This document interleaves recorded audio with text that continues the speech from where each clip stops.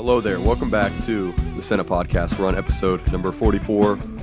And today I'm joined by my co-host, Tony Quinones. I'm joined by you again. You've been on here probably almost as many times as I have. There's only been probably a few episodes you haven't been on. So what's it like being on so here's where I'm getting at. Here's what I'm getting at before you say anything. I was listening to a podcast recently and they were saying if you make it past like the first five, I think it's like the first 5 episodes or whatever of your podcast, you're already in the top percentile of podcasts because majority of podcasts just dwindle away or whatever. They disappear after about 5 episodes. So what I'm getting at is, we're getting close to episode 50. So what is it like to be part of a podcast that's been kind of going on for a while now? Do you like it? How do you feel about being a co-host? Probably the most miserable experience. No, I'm kidding. No, I knew it. I knew you hated it. It's been fun. For a while, like when I started listening to podcasts, I always thought, oh, it'd be fun to, have a podcast where I just get to like talk about stuff. And like, I have some ideas for solo episodes and whatnot, but like, I'd say it's been fun. It's been interesting, being able to like, vet my thoughts about stuff and then like having somebody to bounce thoughts off of, because like when you're just by yourself and you're like in your own head or whatever, you tend to, in a weird way, this might not make sense, but you tend to like be prone to groupthink, even though it's just you, in the sense of like you think your own opinions or all that there is, regardless of whatever you're talking about. And like it's interesting, like like there've been a few episodes like with the Star Wars retrospectives where like I was thinking, oh, I think for sure that Caleb's gonna have these thoughts about something in this movie, and then you say the opposite of what I think you say, and I'm just like, okay, well now I'm interested in the conversation. So like if it was me by myself, it would be like, sure, like my thoughts and opinions would change as I like think about stuff, but it's more fun to talk to somebody with like a open mind and a level head and just like see what kind of magic happens. Yeah, and that's what you get with a podcast. I listen to I love podcasts. I listen to a lot of podcasts, and it's funny because they talk about how over time you can watch or listen, to someone's opinion change in real time. And that happens on podcasts. It's fun because what I say in episode 5 might not be what I feel or say in episode 50 because my opinions have changed. And you can see that over real time. And it's not, trying to be just put on a show or put on, a popular opinion, say, what's trendy or whatever. But when you can get on here and actually talk about things, your opinions change. You might see another perspective. I had that happen when I was making the TikTok clips for the Last Jedi episode. Like there were like certain things, like either something I heard myself say to like argue a specific thought that I had, and I'm like, I don't know what I was talking about. I don't agree with myself here, and it wasn't even that long ago. And then like and then like hearing your rebuttals to certain things I said, I was like, you know what? I actually think he's right.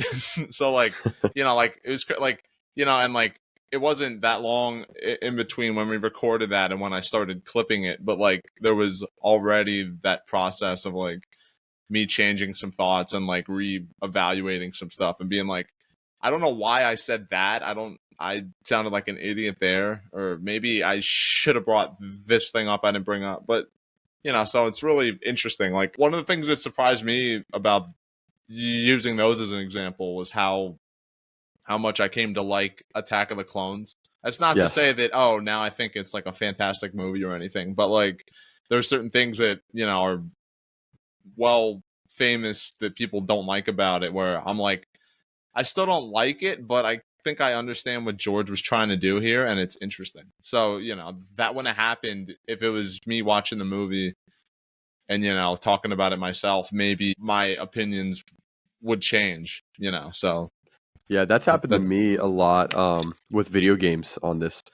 So like kind of what you're saying about movies and the retrospectives, that's kind of happened to me when we talk about movies and or talk about games and everything. So I want to talk a little bit about games. So, what have you been playing recently? Because I've been playing not a lot, but I've been able to play a little bit, and it's been a while since we talked, just about some video games. So, is there anything you want to say about some video games? Because I have some interesting games I think you want to hear about that I've been playing. Well, I may or may not expand upon this in a solo episode talking about gaming that I may or may not do. I want to actually try and do it because, sometimes like if I'm feeling low and, mentally or whatever, my creativity is one of the first things that just goes out the window. Bye, see you later.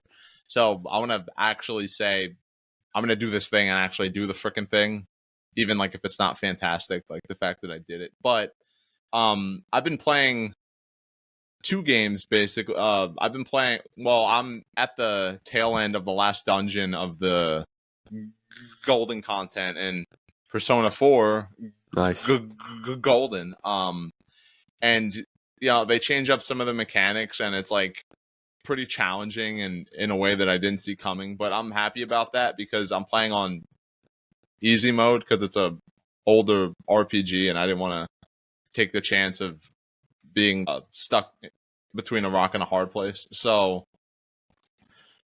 I felt like for a lot of the game, it was kind of too easy. I think I over leveled. So now, I'm at this plate, but it's just been a great game. It's made me cry a few times. I just love these characters. I love their stories. I relate to their stories in ways that I didn't expect.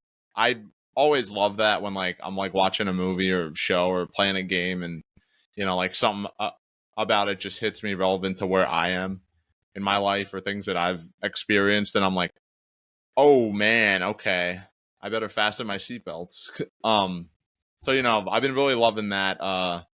Been playing. I played a fair chunk of Final Fantasy VII Rebirth. Okay, because one of the games I want to talk about is Final Fantasy VII Remake, because I've been playing Remake. Yeah, that game and that whole universe hit me at the perfect time. Every other piece of media aside from just Remake and OG7 just literally saved my life. Like, I know some people say, this band or this movie literally saved me, but no, the place I was in and the stuff that I needed to work through internally was just there. It was just there in ways that were uncomfortable. I was like, oh dang, I didn't expect that. But they're for Rebirth, they kind of went open world. Some people didn't like Remake because it was too linear, which I get that, but I like linear games. I prefer that, so I didn't have a problem with it at all. Like, it got me into wanting to play those games and stuff. I absolutely love the linearity of Final Fantasy VII Remake. Yeah, exactly. So it's so good.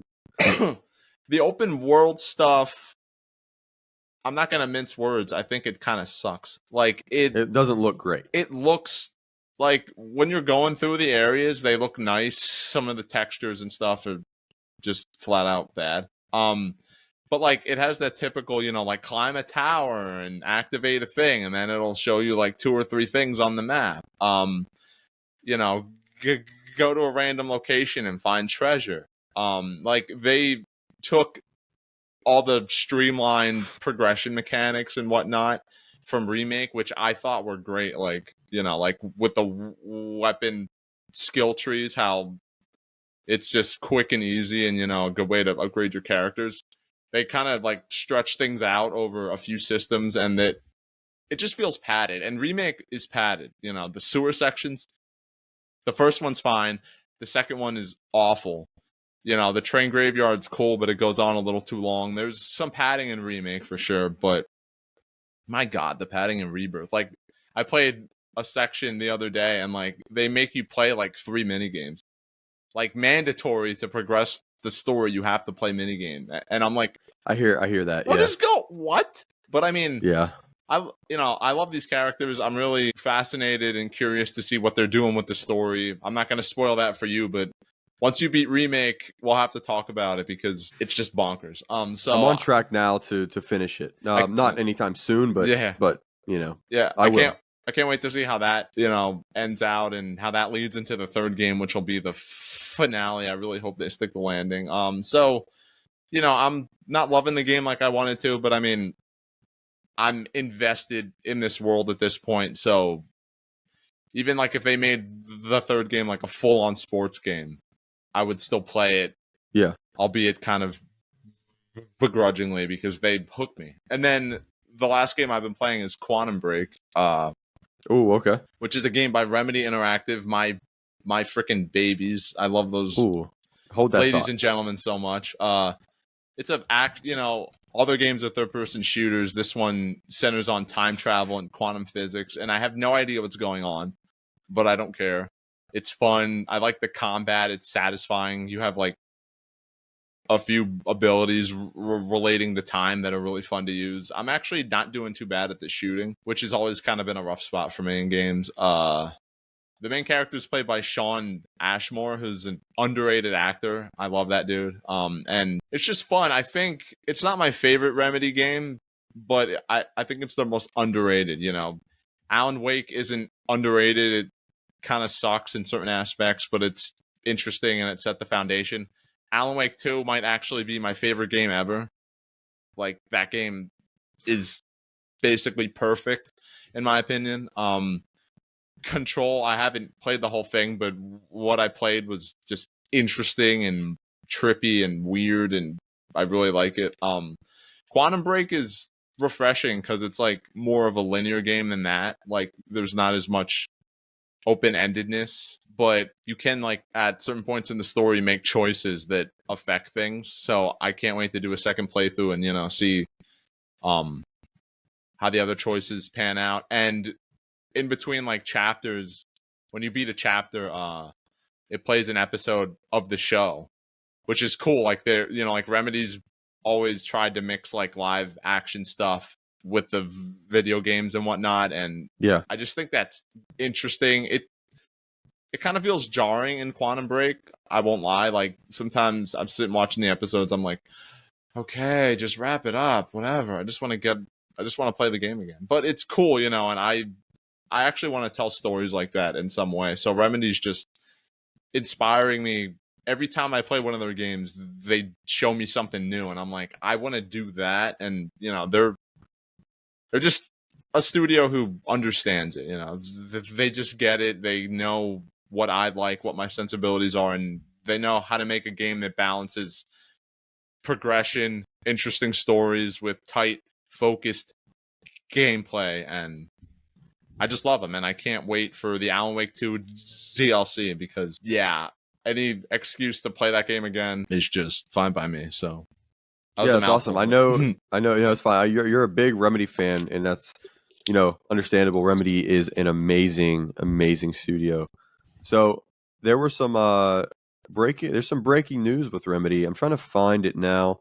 I saw something yesterday about like there was like I don't know, like a pan or like a showcase, and it had the lady from Control. So I'm assuming they're talking about the sequel they've been working on. I guess. I don't know. Okay, so they did hint at the next game they're working on. I'm not sure if it's a direct sequel to Control, but they always do something kind of like cheeky or whatever. Yeah, I just thought that was weird. I was like, Jesse Faden. So I just saw somebody a profile here. Game, the official X channel of Game, referred to Knuckles as Knuckles the Hedgehog. So that's completely wrong. But here we go. What? Okay, the latest update to Max Payne remake, because Remedy, Remedy, I forgot. they're remaking Max Payne 1 and 2, and it's actually going to have a similar budget to Alan Wake 2, so expect the same kind of production. Yeah. I bought Max Payne 1. I haven't played it yet, but I can't wait. It's going into full production during the second quarter of 2024, so right now, pretty much.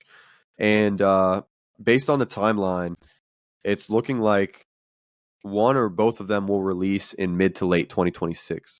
But it will be a full-on remake, not just a remastered. So I actually think that's cool because looking back at Max Payne games, I never played them, but always wanted to, so I think that'd be cool. Dang. I wonder, you said it's going to be entering production later this year? Like right now, yeah. Dang. So, I don't know if you heard, but fairly recently, the voice actor James McCaffrey passed away, and he was the voice of Max Payne.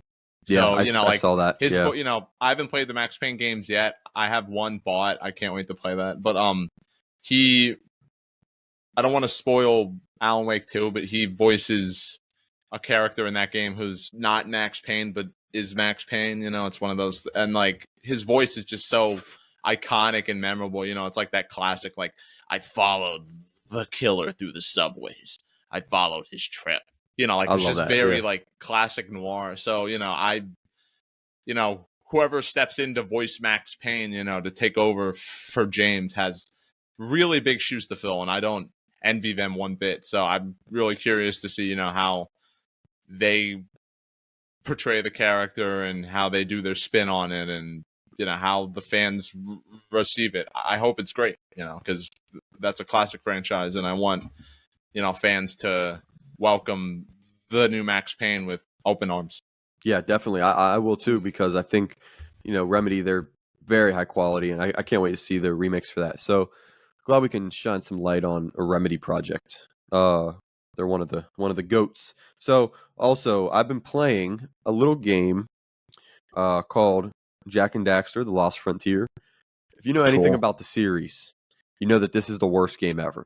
So Naughty Dog made all the games, Jack 1, 2, 3, and X, and then did not make The Lost Frontier. I forget who made it. I can actually look right here. But this was a game on PSP. If this loads, I'm playing it on PS5 through the not through the PS5 catalog, because I don't pay for premium. I would not recommend paying for premium. Pay for extra, and then if you see a game that you really like, just buy it outright. So I actually bought Jack and Daxter: The Lost Frontier.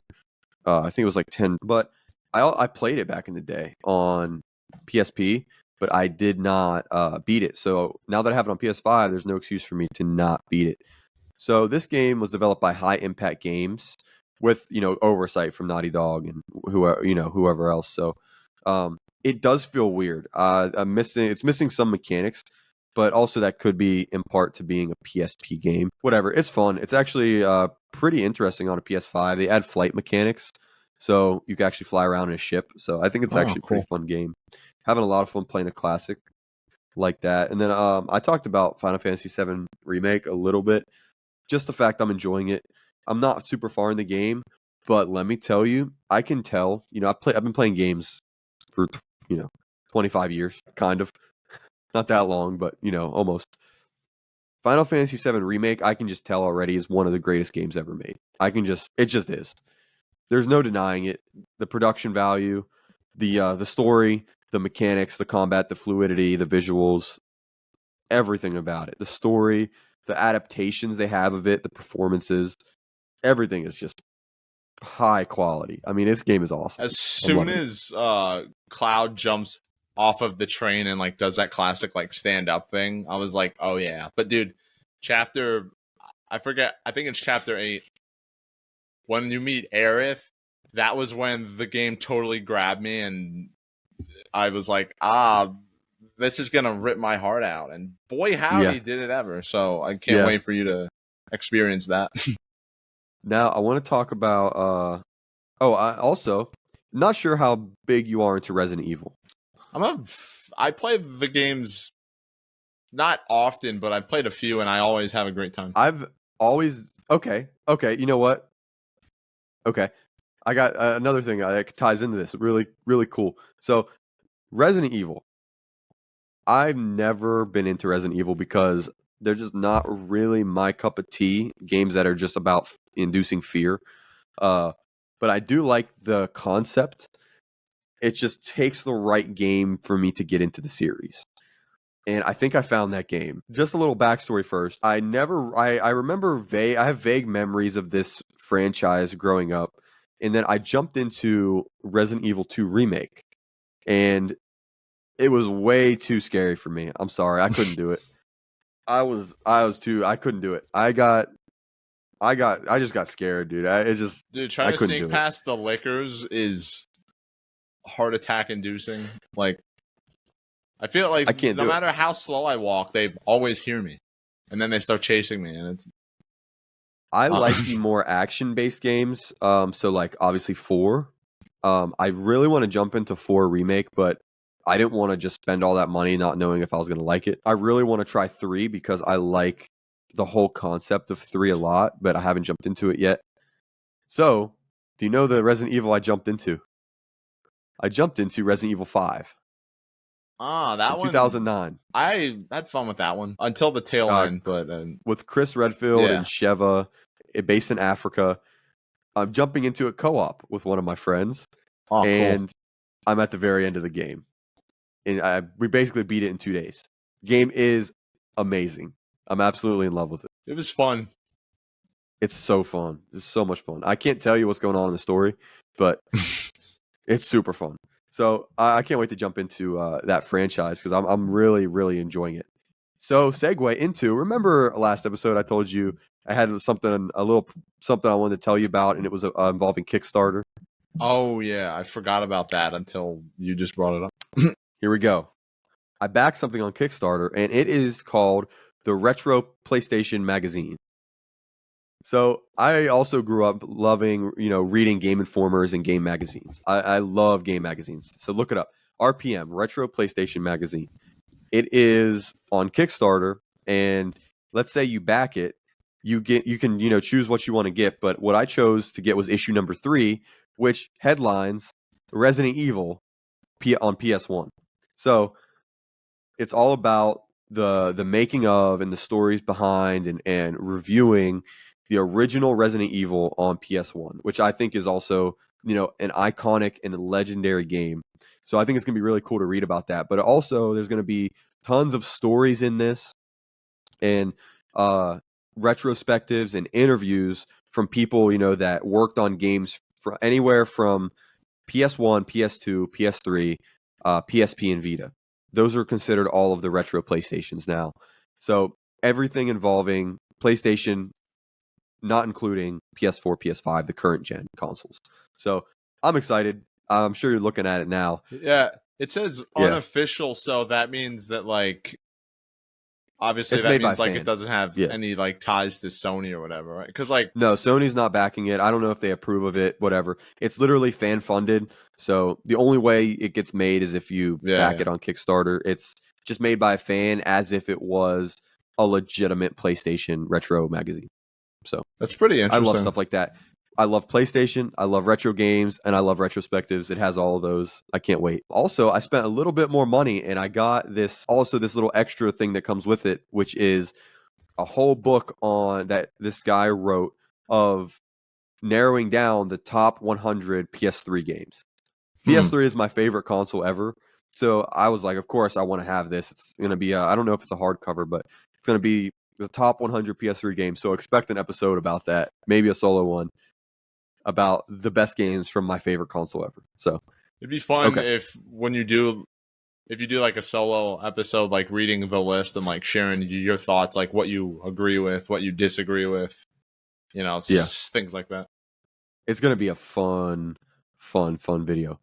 So really the last game I'm playing, which kind of is going to tie into our main topic here, is playing some racing games. I love racing games. I want to do a racing themed episode with Devontae, Dev the Driver, about racing because he's a huge racing fan. I'll keep it simple today. There is a game that I've been talking about since the spawn of this podcast, and it's called Disney Speedstorm. I could say a lot about it, but it's amazing. Every 2-3 months, they have a new season, and they drop new characters, new tracks, new everything. This season specifically is Wreck-It Ralph. It's so cool. They added characters from WALL-E in there. Last season was Little Mermaid. It's just so fun because it's a free-to-play game, and you just pay for the seasons. You get characters, you get tracks, you get everything. And on top of all that, it's a legitimate great racing game. Great mechanics, great combat. It's just a solid racing game if you take away the live service elements, which they actually do a pretty good job with the live service aspects of it. So if you're a fan of racing, or if you're a fan of Disney, Pixar, all that, Disney Speedstorm is an amazing free-to-play game. If they make a GTA clone, I'll play that on day one. That would be hilarious. I would love that. So I love Disney. I'm actually going to Disney in about a month for a day, just because I want to go. A day. I'm insane, but I just really want to go. So I'm a huge fan of Disney. I love Disney. I love Pixar. Obviously, like a lot of people, I grew up with it. Grew up watching all the movies. Love all the movies. I love talking about it. At work we have someone just randomly screams out, "What's the best Disney movie?" And then everyone got to give their input. What's the worst Disney movie? Everyone gives their input. So Tony, the question I'm bringing to you today is, what are some of the most underrated and overrated Disney Pixar movies? So Uh-oh. just spitfire. We're just gonna talk about some, because I got some contentious ones. I got some ones that I'm gonna ask you that we can just start with it now. Do you think do you think it's underrated? Do you think it's overrated? I know you have some caveats in here, but So throw are some we gonna some do hot like takes. which category are we doing first? Don't matter. Do whatever you want. Okay, I think it'd be more fun to do so I'm gonna do the underrated first. So my first underrated, Sky High. Now, I know some people talk about this movie. It has like a Didn't expect that. loyal following. But dude, this is legitimately like one of the best superhero movies ever. It's the main character's parents are superheroes. He doesn't have any powers, and they kind of think he's a loser. So they send him to a school to train superheroes, and he's the only one there who doesn't have powers, and he feels isolated. And then he gets his powers, and it's just like a fun riff on that genre. One of the best characters is this guy named Ron. He's their bus driver, and he doesn't have any powers either, but he's maybe the bravest character in the whole movie. He's a great side character. All the other side characters are great. The main antagonist, who's in Will's class, is named Warren Peace. Warren Peace. I mean, bro, come on. I couldn't write something that good. Sam Lake is jealous of that writing choice right now. That's actually crazy. I wish that you pointed that out. I would have done. I love that. So you're saying underrated? I completely agree with you. Yeah, and it is highly underrated. It was a fun twist to have the main villain be the girl he falls for. And then it turns out, oh, she's an old lady who steals people's youth, and it's like, whoa, that's actually illegal and inappropriate. But we don't have to talk about that. It's a really fun movie. I loved it as a kid when I saw it, and I want to do a rewatch, and I'll probably love it as much. That's a great pick. Let me just ask you real quick. What's your favorite Disney Pixar movie? My favorite, or no, Disney or Pixar? It's one or the other. Favorite Disney. You don't have to choose a Pixar one specifically. Off the top of I gotta go Toy Story 2. Okay, I like it. I respect it. Do you think it's overrated or underrated? I think it's appropriately rated. I agree. I think it's appropriately rated. We were talking today at work, and there's a lot that are just appropriately rated, and that's fine. So I agree with you. That's one of my favorite movies of all time. It's up there. I love it. I love that movie so much. I think it's near perfect. So, okay. My favorite Disney or Pixar movie, I have a tie. I really cannot decide. And that is between Hercules and Aladdin. I love those movies. Solid choices. Yes, I actually think they're both underrated, but that just might be me being biased about how good they are, how much I like them. So, so those movies are they're like some of my favorites, but I think there are some really interesting picks here, like one movie called The Incredibles. This is a hot one. Do you have an opinion on this? Underrated or overrated? I guess I know underrated. It's appropriately rated, dude. This is one of the other ones where I think it's appropriately rated, but that might just be me being biased because I love superheroes. So let me throw another one at you. Is this just gonna be like free for all? Like we just like throw ones out? Oh, from our you can throw one out to me. Meet the Robinsons, dude.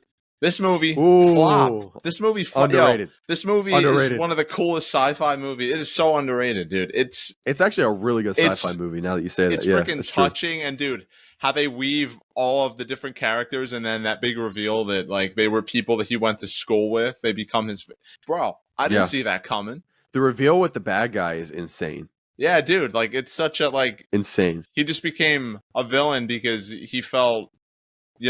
Like people didn't take him seriously, and he really wasn't a villain. He didn't hurt anybody, from what I remember. He was just a really mad guy who Dude, that's needed such some a good love. pick. Like Oh man, so I'm good. about to text one of my friends right now about that. That's crazy. All right, I have one for you. The Emperor's New Groove. I haven't seen that in a long time, but yeah, it's really fun. I think that may be one of the most underrated movies to ever exist. It is that underrated. Let me hit you with this. One of my favorite movies of all time, Tron Legacy. People crap on this movie. Oh, it's style over substance. It's style. Okay, well, that's wrong. But the style aspect of this movie is, dude, the first time I saw this movie, I astral projected. I didn't see it in the theater, sadly, but dude, a long time. Yeah, the look of it's so good. The freaking soundtrack was composed by Daft Punk, R.I.P. Freaking amazing soundtrack, one of the best soundtracks, and it has a theme of embracing the negative parts of yourself, and your essentially shadow self. I forget the main guy's name. a lot of these Flynn, have great themes. Yeah, Flynn created Clue to essentially watch over the world he created. He went on a power trip and started basically abusing his power, and then he had to, by confronting Clue, Flynn had to confront the dark part of himself. And that whole thing with ISOs, how they're like organisms that just like kind of spawned randomly, and how like they could hold the key to the next stage of human evolution. Man. It's such an interesting movie, dude. Yeah. People crap on this movie. I don't understand why. So, all right, hit me with some. I got some really hot takes here. Okay. Onward. This movie did not get the respect it deserved, and that ticks me off, dude. I think it's appropriately rated. I've heard people say that it's not. Underrated. No, this movie's awesome, dude. First of all, a movie set in a fantasy land where they evolve, and it's like a regular world where people do regular things, and they like have to. Our two main characters have to rediscover the magic. Is great, and dude, that emotional payoff with their father, where Tom Holland's character realizes, I don't have to reunite with my dad because my older brother was my dad. So I'm going to give my older brother that moment to reconnect with the dad that he never really got to know because he passed away when he was little. Dude, you're bringing some hot takes. Emotional payoff, great performances, great world, interesting world that I want to see more of. And I don't know if we will, because I don't think the movie did that well. And that sucks. But yeah, they made Frozen 2, some hot takes, which is one of the most nothing movies I've ever seen in my life. Terrible. I hated Frozen 2. Let me ask you a tough one here. Ready? We're getting down to it now. The Lion King. I think it's extremely overrated. I haven't seen it in a long time. It's one of the most overrated movies of all time. I've heard people say that it's essentially Hamlet. I think. The Shakespeare story. It's basically, it doesn't really do anything new. The music is the best thing about it. Let's be honest. The music, and then Timon and Pumbaa. Let's be honest, man. Have you played the Sega Genesis game? I love it. I was addicted to that game growing up. I could never pass like the second or third stage. That I don't know why they made it so hard. I got to the last stage and could not beat it. I don't know why It's actually crazy that you brought that up, because that's a game I didn't think a lot of people played or remembered. And I literally played that on, I think it was the SNES, right? And the Sega Genesis. I had the Genesis version, and I sucked at it. Yeah, I played it on the SNES. Yeah, I played this whole game. I made it to the last level and could not beat it. And then just, yeah. Yeah, if I could find some way to play it now, I just have to beat it. I just have to. Crazy you just said that. All right. Redeem my childhood somehow. All right, so I think that's incredibly, incredibly overrated. Now let me hit you with another tough one. Are you ready? All right.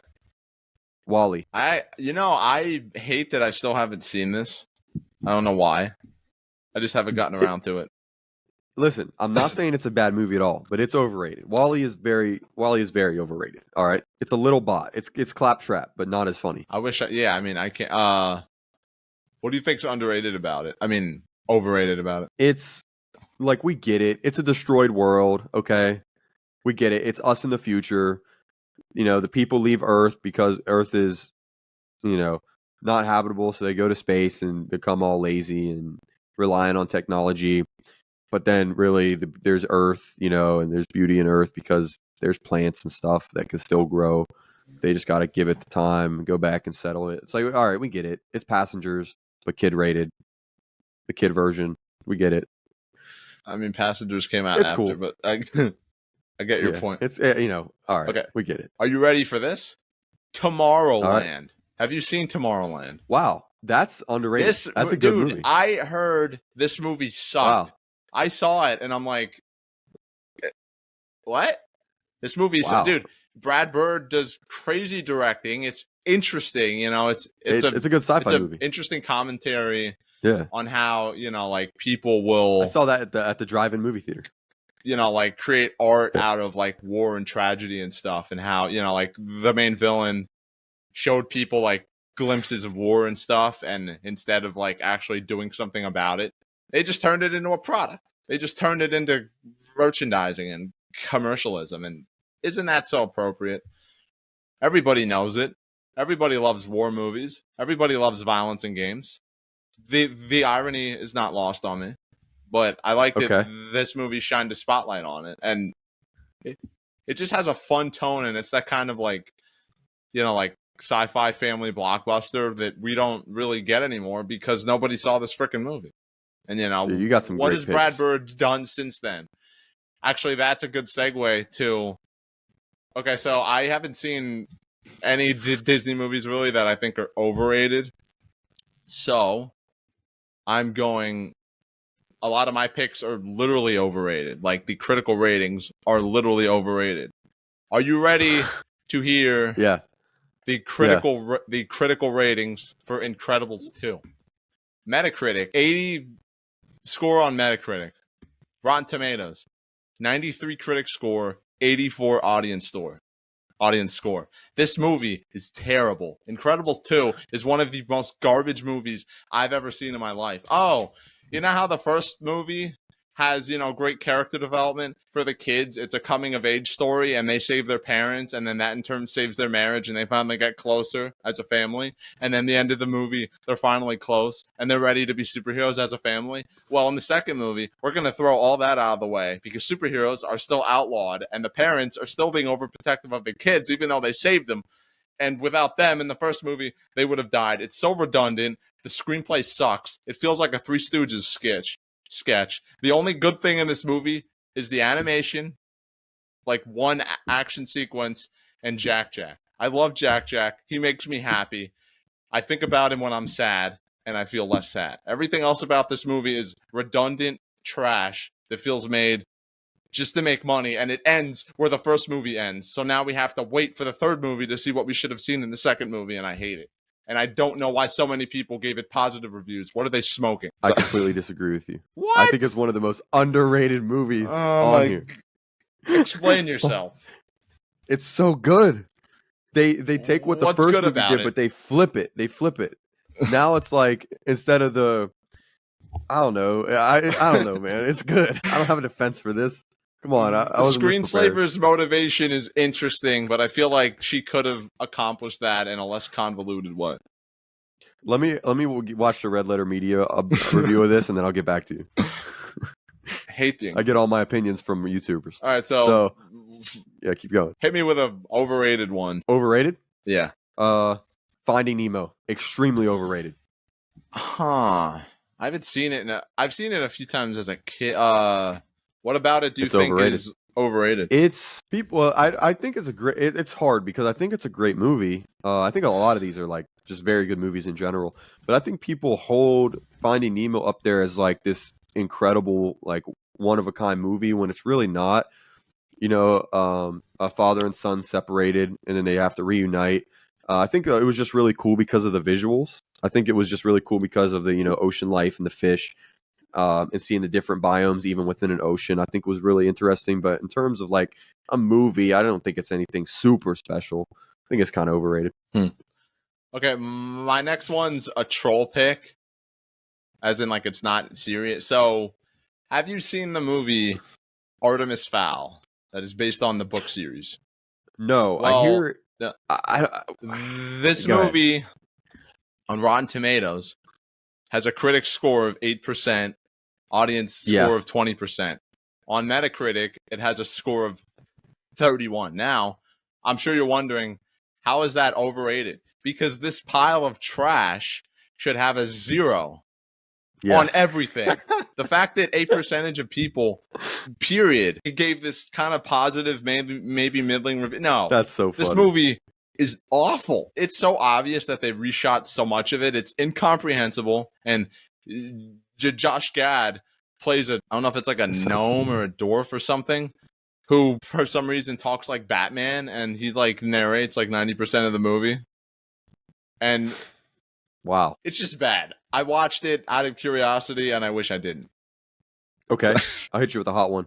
What do you think? What do you rate Up? Saw it a long time. I think it's. Come on, I know you have pretty damn solid. I mean, just the opening alone. You know, everyone talks about the opening of Up, but it's freaking heartbreaking, and it has no dialogue. It's a beautiful short film, and but it comes full circle in a great way, and I don't think it's overrated at all, and I don't really think it's underrated. But that's a contentious. Yeah, I like the heartwarming story of a guy learning to appreciate life again, and he forms a bond with a kid who becomes like his son, because he never got to have kids. And, it's just a, really touching story. That is a more interesting angle of the Nemo type of story that, father, son, whatever, you know what I mean? I mean, in Finding Nemo, kind of a little bit more he just learns to not shelter his kid that much, but it's like, his kid's an idiot. He almost got himself killed. Honestly, yeah. But I mean, I guess kids are, though. They're supposed to be. So, I mean, yeah, but I mean, they don't know yet, so he kind of learns better. It's a little weird that his lesson. He would the lesson of that movie would be him learning not to shelter his kid instead of his kid learning to respect his dad. Yeah. It's overrated. Hit me with some hot ones. Okay, let me see. I might have another one before. Oh, okay. There's one I really want to ask you about. Have you seen Turning Red? No. How is that? That's one I haven't seen. I just said I've seen all of them, and that's one I haven't seen. I don't even remember that much about it, but it just, I don't know. It didn't. I don't feel like it landed the way they wanted it to. The allegory they were going for is interesting, but that's not really. Like, I have it on here, but I can't really say anything about it because I don't remember. So, okay. Another one that's literally overrated. Toy Story frickin' 4. So. Wait, you said overrated? Yes. Get out of here. That's the most underrated movie. Shut up. On Rotten Tomatoes, it has a critic score of 97%. Get out of here, bro. Audience score 94. And then. 3 is overrated. 4 is underrated. What are you talking about? Your mother. I'm just kidding. On Metacritic, 84. This movie sucks. I hated it. And one of my friends hated it too. It completely assassinates every character, like dead shot. Just bam, bam, right there. Expert shot. Yeah, okay. Boom. Okay. Freaking assassinates every character, pull a 180 and become a heartless. Okay, that's the one point I'll give you. That's the one point I'll give you on that. It's emotionally manipulative. It made me cry twice. But then after the scenes, I was like, wait, that was touching, but I still don't like the movie. Like, I still don't care about these characters. I don't feel like this payoff's warranted. Woody would never. The whole thing of Toy Story 3 was Woody convincing everybody to stay together. That's it. And then in the end, they were all reunited with another kid. Andy was passing the torch. How does Toy Story 4 start? Bonnie, who wanted Woody so bad that she didn't want to give him up to Andy because she just liked the cowboy so much, doesn't want to play with him, and instead plays with a fork. And then at the end of the movie, Woody decides to leave his friends, and they're accepting of this when Woody was the only thing holding them together. Through 3, which, by the way, they almost died, and they did that together, holding hands. And this movie just ruins all of that. It's mean-spirited. I hate it. I don't want to see the 5th one. I'm done with this franchise. I got 3 fantastic movies out of it. I don't need any more. Screw Toy Story 4. It sucks. Okay, let me go a little bit rapid fire here and just give me your gut, decision. Underrated, overrated, or just kind of Robin Hood. Appropriately rated. I love that movie. I think it's underrated. I think it's actually really good adaptation of that. I mean, I would just say that because, like, I've heard a lot of people, like, say great things about it. Okay. So like I can't say, oh, it's not appreciated. Like I think it's pretty appreciated. No, that's fair. Monsters Inc. Appropriately rated. That's a great movie. I think it's underrated. I think it is. I think that movie is I haven't fantastic. seen University because I don't like the premise, and Honestly, it's really good. I think that's really? underrated. That's a good underrated one. Yeah, Huh. it's actually really good. In terms of a prequel, it's a great prequel. Ratatouille. honestly don't remember that one too much, but I like the message, you know, how they phrase it. Like, not, how do I say it? Like, not everybody can cook, but a great cook can come from anywhere. So, you know, I like that message of like, you know, That's kind of like a don't judge just a book by because its you cover like try story. to do something Yeah. you're passionate about doesn't mean you're going to succeed. But great people in whatever craft started as being total novices who Yes. wanted to chase their. So like it's encouraging, but it's also realistic. You know, it's not just you could do anything you want, because I don't necessarily think that's true. Like it says that, but it also says to be realistic, and I thought that was cool. Okay. Let me keep going. I really love these old Disney movies. I keep going down to like the newer ones, but I really like the older ones, man. So let me just hit you with some. The Jungle Book. I saw that as a kid. Underrated. Yeah, I think it's funny. In the first Kingdom Hearts game, they wanted to do a Jungle Book world, and I don't remember why they didn't, but they did a Tarzan world instead. But I think Jungle Book could have been really fun in Kingdom Hearts, and I'm surprised we haven't gotten any of it. Like none of it. Wow, I'm glad you brought up another movie. Tarzan. What do you think about Tarzan? I think it's overrated. I think it's nearly a masterpiece. Are you kidding me? Hold on. If it wasn't for Phil Collins, the movie would be trash. Dude, the emotional hook with like freaking Tarzan realizing that his adopted father hates his guts, and that's one of the reasons he leaves the island, and how much that breaks his mom's heart. Are you kidding me? Come on. Okay. All right. What are we doing here? Lady and the Tramp.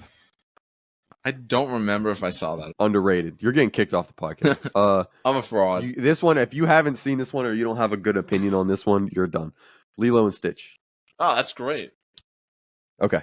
Yeah, underrated. Let me look at some more here. Let me just throw in my last overrated. This is a hot take. Are you ready? No.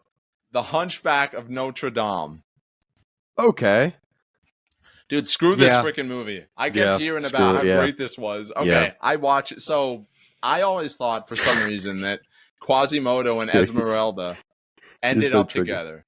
I thought that would have been, you know, because like they become great friends, and you know, it's a message of like, you know, he's ugly on the outside, but he has a good heart. No, they still do the stupid Disney thing where she falls for a, you know, stereotypically handsome guy that she knows for 5 seconds, and that scene where he's hurt and she goes to check on him and they make out, even though they've had one conversation, and it just pans over to like Quasimodo standing there, and he's like, it's one of the most laughable things.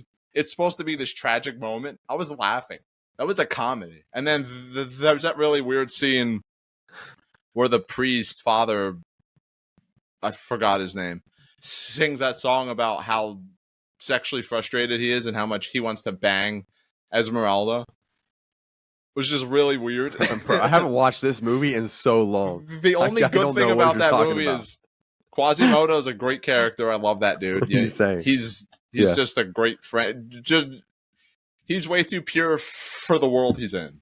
Way too pure. And one of the gargoyles is played by Jason Alexander, who plays George Costanza in Seinfeld, and he has a musical number. And I loved it. And it was delightful. And I wanted more of him in the movie, and I wish he was the main character, because he was the only one I really liked. Blowing me away right now. So yeah, screw Hunchback of Notre Dame. It sucks. It tried to do something, and it just fell super flat for me. I have an overrated one. Beauty and the Beast. But I have a caveat. I haven't seen that in a long time. I think the live action version is extremely underrated. Maleficent? But I think No, Beauty and the Beast live I was going to say, you praising that. If you would have said Maleficent's underrated, I would have just left the podcast right now. I think that movie sucks. Beauty and the Beast live action and Aladdin live action, two of the most underrated movies ever. They're honestly their animated ones, the movies like the originals are kind of overrated though. I mean, they're a product of their time. Yeah. So it's a little like I didn't share. Maybe one day I'll get the opportunity to share my pitch for a Snow White remake. But that's Oh my god, that's a story for probably another time. Yeah, definitely. Put it lightly. Okay, Treasure Planet, Awesome, dude. Dude. amazing movie. Even as a kid, like seeing I forget what it's called, the surfboard that they fly. I forget what that's called, dude. But so that cool. was. I just thought that was mind blowing. And dude, the freaking song by Trent. I haven't seen that. Trent Reznor from the Goo Goo Dolls. Trent Reznor from the Goo Goo Dolls. Long. Yeah, it's just the animation's beautiful. People want a Treasure Planet world in Kingdom Hearts 4. Dude, I say bring it. Yes, bring it. Come on. Yes. What are we doing here? Okay. We're gonna each do like a few more. I'm leaving out some in here because I want to see in the comments what we get hit with. I ran off my list. Why didn't you talk about this? I finished my list, so I'll just have to try and pull stuff out of my rear. I could pull some up. We're just gonna do a few more. So, what about? Do you remember Dinosaur? That movie is kind of creepy. No, yes, it is. Like it's so. All I really remember is that one of the dinosaurs was just a massive prick, and I don't remember why, and I hated him. Yeah. I couldn't stand him at all. He was so rude for no reason. I mean, it's impressive technology. Yeah, give me one of yours. Have you seen The Sword in the Stone? Yes. I think that is an underappreciated movie. And I say that because the only representation I've seen it get is we have Merlin in Kingdom Hearts, but he doesn't even mention King Arthur. They just don't mention. Oh, really? He never appears. And dude, that movie is freaking awesome. I haven't seen that. That sequence where it's Merlin versus I think a witch. I don't remember her name. Is one of the most visually interesting things where like they're turning each other into different animals and stuff. Dude, if they did a live action remake, that could be trippy. That could be really trippy to see in live action. So I think that movie's underappreciated and no, that's a good one. Probably one of their better ones that I don't really hear that many people talk about. All right, I'm gonna give you a hot take. Ready? Peter Pan, overrated. I don't know if I saw it as a kid, I don't remember nothing. That movie is so. I mean, it's all right. It's just so overrated though. It's fun, but it was overrated. And then what's my? Oh, okay. I don't know if this is underrated because I feel like enough people like it, but I've heard some people criticize it, so I just want to give my love to Inside Out, dude. And okay, I'm glad you mentioned that. In terms of like script, this might be one of Pixar's best, honestly. Like I was watching the movie when I saw it for the first time, and I'm like, why is sadness so annoying? Why is sadness always getting in the way? And then that whole payoff of the movie, that's the point. Sometimes in life, sadness gets in the way and screws your stuff up for no reason. But that doesn't have to be a bad thing because as we saw, happiness thought that, she made friends and stuff because of her. But no, it was because of sadness. Sadness opened her up and allowed her to connect with people. And dude, that is a great message for kids. That's a great message for anybody. And once everything came together, it floored me. I just couldn't believe it. It made me emotional. And, I still think about that movie. That's a great movie, to like. I haven't seen it. Like, I'm going to watch teach, it soon. like, your kids about, mental health and stuff and emotions. And, dude, Bing Bong, I don't have to say anymore. Bing Bong. I was dead. I was lying on the floor. The animation's great. The voice acting's really fun, really charismatic. Really charming, and I just think it's one of the best Pixar's. I'd put it above quite a lot of the other Pixar's. It might be in my top 3, actually. I just couldn't, but like that was them firing on all cylinders, and it should be more popular and renowned than like Frozen. I like Frozen. No, I agree. And even I haven't seen it, but even definitely. I'd say like that's a good point. I think I might like it a little more than Soul, but I mean Soul's essentially a perfect movie too. So Inside Out, fantastic. Have you? What about the last one? This is an interesting one because I completely forgot about this earlier, and I see it here on the list. Chicken Little. I saw it as a kid and thought it was fun, but it's fun. I mean, I think it's underrated. I think It it's is a really fun charming. take on Yeah. like alien. Yeah, because it's so like it's such a charming, like you said, like unique take on like alien Yeah, and how they abductions, tie but it it's just a into, fun. Yeah, like that, it's super like fun that though. old like fairy tale or whatever of like Chicken Little saying Yes, the yes, sky's of Chicken falling. Little. Yeah, Like the he saw sky's stuff falling. falling Yeah, from the exactly. sky. Nobody believed him. Aliens. That's like Aliens. a really fun, interesting idea, and I'm Yes, surprised. In the Kingdom Hearts games, one of the summons you can use when you're in combat is Chicken Little. I forget what his Are you ability serious? is, but they didn't do a Chicken Little What? world, and I think that's weird. Like, it's about Oh, that time. would have been so cool. It's about time we get a Chicken Little world in Kingdom Hearts. I just think it's about time. Come on. So we're gonna end it with that. This is gonna be a what is this? This is gonna be a letter. We're gonna send it to Square Enix. Yeah. Please put what we're gonna put what in the next Kingdom Hearts. Chicken. If you had one, one. if you had one Disney World or Disney character to add to Kingdom Hearts, who would it be? I mean, I hate talking about Kingdom Hearts so much, but I'm we're doing about the lore of Kingdom Hearts and all its wackiness. So I'll say, in terms of spectacle, Treasure Planet all the way. But in terms of adding to the lore, the Sword in the Stone, because we have Merlin in pretty much all these games. He's a central character. So bring in King Arthur. You could have it be in the future. He's, a man now. He reunites with Merlin. We travel to that world, see what's happening years after the movie, and fight some people with King Arthur, Excalibur, have Sora with his keyblading, Arthur with Excalibur pulling off some sick team up moves. Come on, it just writes itself, and you could add to Merlin's story and have him be more than just a side character who's like wise and weird and quirky. Have him actually have a story. I don't know why they haven't had that yet. Maybe it has to do with the licensing, but you need to figure it out, dang it. Yeah. Come on. I love that. That's so thoughtful and thorough and whatever. Mine would be Star Wars because Star Wars is technically Disney now. Yeah. So I want to see Star Wars in Kingdom Hearts. But also, if you remember the teaser trailer for Kingdom Hearts 4, a lot of people thought that was Endor, that forest. Yeah, I still think that could be possible. So, I think it would be super cool because I want to have an Ewok as a summon.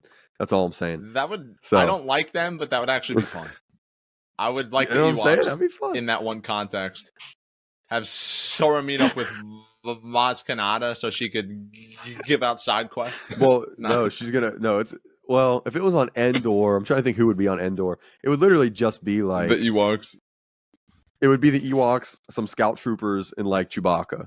That'd be it. You could ride around on the speeders. Oh, yeah, that'd be that's fun. What they're gonna do, dude. That's what they're gonna do. Imagine Sora, Donald, and Goofy in the Endor drip. They're like wearing those helmets. The freaking scarf, the freaking goggle. Come on, that'd be awesome. And you look up in the sky and there's a Death Star, and the fighting. Yeah, that's what they're gonna do. That's no moon. It's a space station. I didn't know I could do that. Not awfully. That's weird. Okay, we're ending it on that. So, anyways, those are some overrated, underrated Disney and Pixar movies. So, anyways, I'm not giving you the mic again. You're done for the rest of the episode. So, anyways, episode 44. Thanks for watching. And Tony, you're banned. See you later.